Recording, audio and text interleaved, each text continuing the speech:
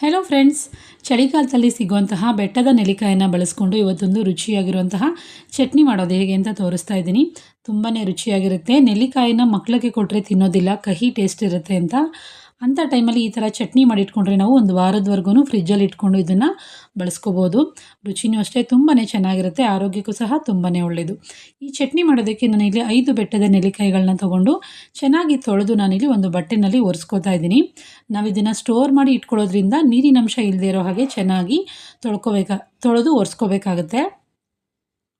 ನೀವು ಇದೇ ಬೆಟ್ಟದ ನೆಲ್ಲಿಕಾಯನ್ನು ಬಳಸ್ಕೊಂಡು ಜ್ಯೂಸ್ ತೆಗೆದು ಇಟ್ಕೊಂಡ್ರೆ ನೀವು ಬೆಳಿಗ್ಗೆ ಹೊತ್ತು ಖಾಲಿ ಹೊಟ್ಟೆನಲ್ಲಿ ಇದನ್ನು ಬಿಸಿನೀರಿಗೆ ಮಿಕ್ಸ್ ಮಾಡಿ ಕುಡಿಬೋದು. ನಾನು ಆ ರೆಸಿಪಿನೂ ಸಹ ನಮ್ಮ ಚಾನಲಲ್ಲಿ ಆಲ್ರೆಡಿ ಪೋಸ್ಟ್ ಮಾಡಿದ್ದೀನಿ. ಅದರ ಲಿಂಕ್ನ ನಾನು ಡಿಸ್ಕ್ರಿಪ್ಷನಲ್ಲಿ ಕೊಟ್ಟಿರ್ತೀನಿ, ಒಂದ್ಸಲಿ ಚೆಕ್ ಮಾಡಿ.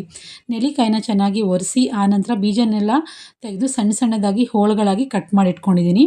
ಇಲ್ಲಿ ಚಟ್ನಿ ಮಾಡೋದಕ್ಕೆ ನಾನು ಬಾಣಲಿ ಇಟ್ಟು ಬಾಣಲಿಗೆ ಒಂದು 4 ಚಮಚದಷ್ಟು ಎಣ್ಣೆ ಹಾಕಿ, ಎಣ್ಣೆ ಚೆನ್ನಾಗಿ ಬಿಸಿಯಾದ ಮೇಲೆ 1 ಚಮಚದಷ್ಟು ಕಡಲೆಬೀಜನ ಹಾಕಿ, ಕಡಲೆಬೀಜ ಚೆನ್ನಾಗಿ ಈ ಥರ ಕೆಂಪಗಾಗೋವರೆಗೂ ಹುರಿದು ತೆಗೆದಿಟ್ಕೋತಾ ಇದ್ದೀನಿ.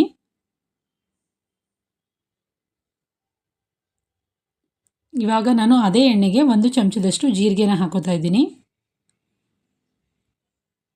ಹಾಗೆಯೇ ಒಂದು ಸ್ವಲ್ಪ ಕರಿಬೇವಿನ ಸೊಪ್ಪನ್ನು ಹಾಕ್ತಾ ಇದ್ದೀನಿ.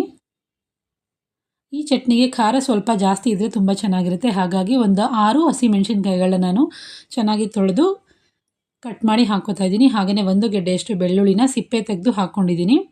ಇವಾಗ ಜೀರಿಗೆ, ಹಸಿಮೆಣಸಿನ್ಕಾಯಿ, ಬೆಳ್ಳುಳ್ಳಿ ಎಲ್ಲ ಚೆನ್ನಾಗಿ ಸ್ವಲ್ಪ ಕೆಂಪಗಾಗಬೇಕು, ಅಲ್ಲಿವರೆಗೂ ಹುರ್ಕೋಬೇಕು. ನೋಡಿ, ಇವಾಗ ಬೆಳ್ಳುಳ್ಳಿ ಎಲ್ಲ ಚೆನ್ನಾಗಿ ಕೆಂಪಗಾಗಿದೆ. ಇವಾಗ ನಾನು ಮೊದಲೇ ಬೀಜನೆಲ್ಲ ತೆಗೆದು ಸಣ್ಣ ಸಣ್ಣ ಹೋಳುಗಳಾಗಿ ಕಟ್ ಮಾಡಿಟ್ಕೊಂಡಿದ್ದಂತಹ ನೆಲ್ಲಿಕಾಯಿನ ಹಾಕ್ಕೊಂಡು ಕಡಿಮೆ ಉರಿನಲ್ಲಿ ಒಂದು 5 ನಿಮಿಷ ನಾವು ಚೆನ್ನಾಗಿ ಹುರ್ಕೋಬೇಕು. ನೆಲ್ಲಿಕಾಯಿದು ಬಣ್ಣ ಚೇಂಜ್ ಆಗುತ್ತೆ, ಸ್ವಲ್ಪ ಕೆಂಪಾಗುತ್ತೆ ನೆಲ್ಲಿಕಾಯಿನೂ ಸಹ. ನೋಡಿ, ಈ ಥರ ನೋಡಿ, ಗ್ರೀನ್ ಕಲರ್ ಇದ್ದಿದ್ದು ಇವಾಗ ಕಲರ್ ಚೇಂಜ್ ಆಗಿದೆ. ಇಲ್ಲಿವರೆಗೂ ನಾವು ಕಡಿಮೆ ಉರಿನಲ್ಲಿ ಚೆನ್ನಾಗಿ ಹುರ್ಕೋಬೇಕು. ಈ ಥರ ಹುರಿಯೋದ್ರಿಂದ ನಮಗೆ ಚಟ್ನಿ ರುಚಿ ಚೆನ್ನಾಗಿರುತ್ತೆ, ಹಾಗೆಯೇ ತುಂಬ ದಿನಗಳವರೆಗೆ ನಮಗೆ ಬಾಳಿಕೆನೂ ಸಹ ಬರುತ್ತೆ. ಇವಾಗ ಇದು ಕಂಪ್ಲೀಟಾಗಿ ತಣ್ಣಗಾಗಬೇಕು. ಆನಂತರ ಇದನ್ನು ಮಿಕ್ಸರ್ ಜಾರ್ಗೆ ಹಾಕ್ಕೊಳ್ಳ. ನೋಡಿ, ಇವಾಗ ನೆಲ್ಲಿಕಾಯಿ ಕಂಪ್ಲೀಟಾಗಿ ತಣ್ಣಗಾಗಿದೆ. ನಾನು ಇದನ್ನು ಒಂದು ಮಿಕ್ಸರ್ ಜಾರ್ಗೆ ಹಾಕೋತಾ ಇದ್ದೀನಿ. ಆನಂತರ ನಾನು ಫಸ್ಟೇ ಹುರಿದು ತೆಗೆದಿಟ್ಟಿದ್ನಲ್ಲ ಆ ಕಡಲೆಬೀಜನ ಹಾಕೋತಾ ಇದ್ದೀನಿ. ಹಾಗೆ ಸ್ವಲ್ಪ ಕೊತ್ತಂಬರಿ ಸೊಪ್ಪನ್ನು ಹಾಕ್ಕೊಂಡಿದ್ದೀನಿ. ಒಂದು ಅರ್ಧ ಚಮಚದಷ್ಟು ಅರಿಶಿಣದ ಪುಡಿನ ಹಾಕೋತಾ ಇದ್ದೀನಿ. ರುಚಿಗೆ ತಕ್ಕಷ್ಟು ಉಪ್ಪು. ಈ ನೆಲ್ಲಿಕಾಯಿ ಸ್ವಲ್ಪ ಒಗರು ರುಚಿ ಇರೋದ್ರಿಂದ ನಾನಿಲ್ಲಿ ಬೆಲ್ಲವನ್ನು ಸಹ ಸೇರಿಸ್ಕೋತಾ ಇದ್ದೀನಿ. 1.5 ಚಮಚದಷ್ಟು ಬೆಲ್ಲನ ಹಾಕೋತಾ ಇದ್ದೀನಿ.